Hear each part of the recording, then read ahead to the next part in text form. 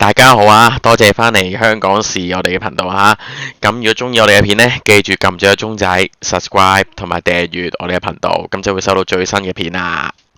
係，首先同大家 update 翻呢個香港最新嘅確診情況啦。咁暫時咧，香港已經有682個人係確診咗呢個中咗肺炎。咁其實當中有4個人呢，其實已經係死咗過身。咁另外暫時最新呢，就有124人治癒嘅。今日啱啱政府公布咗啊，其實過去咁多日咧，其實已經發出咗5萬張嘅檢疫令啦，當中有70個人咧係違反咗檢疫令，送去強制隔離中心。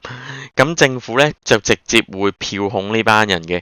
咁同埋咧，其實如果大家聽緊呢條片咧，如果係咁啱，即係而家係隔離緊啦，咁就一定要匿喺屋企，唔好出嚟。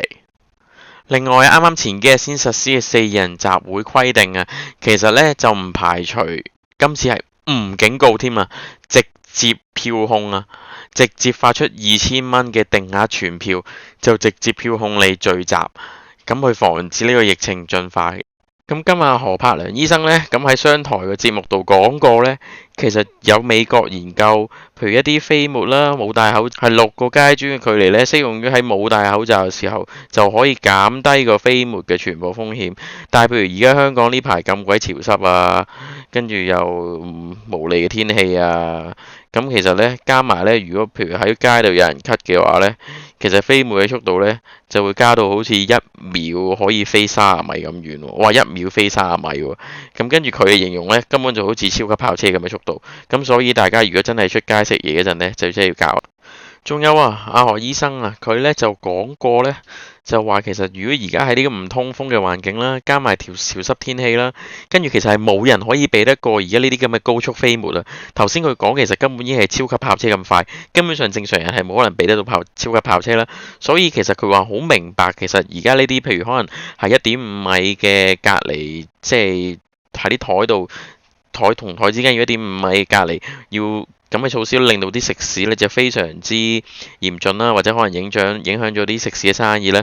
但係其實啊，真係希望啲市民而家盡量真係唔好堂食。如果非必要咧，就算食飯嗰陣啊，你都唔好講嘢，咁就可以避免呢個飛沫嘅傳播啦。咁就純粹即係齋食飯。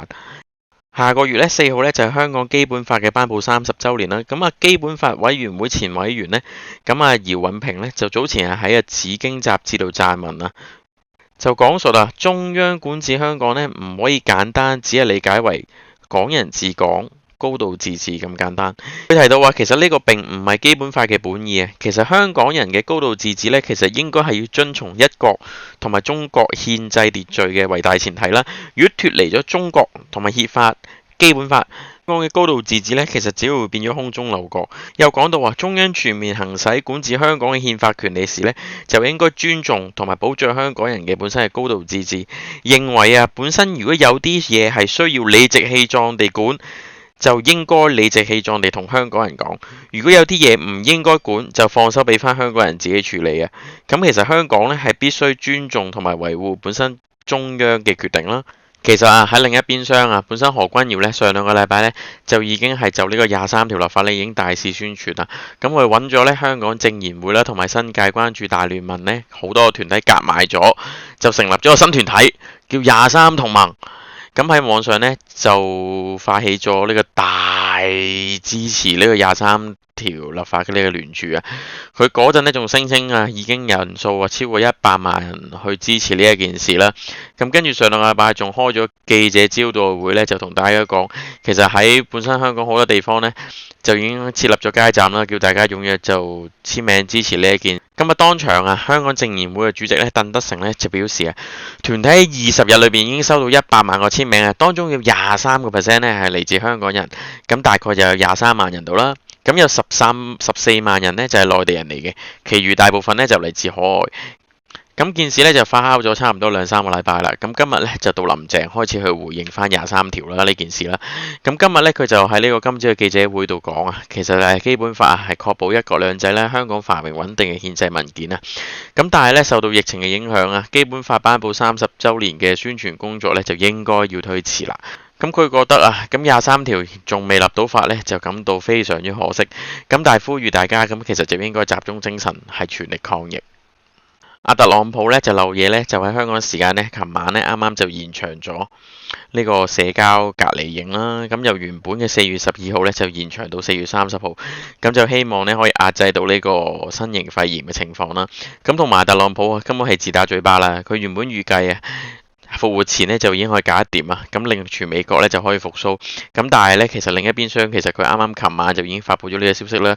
咁就預計到其實冇可能啦，咁可能最快要而家推到差唔多去6月1號啊。咁另外咧，佢就預計啊，死亡嘅高峰咧會喺呢兩個禮拜會到啦。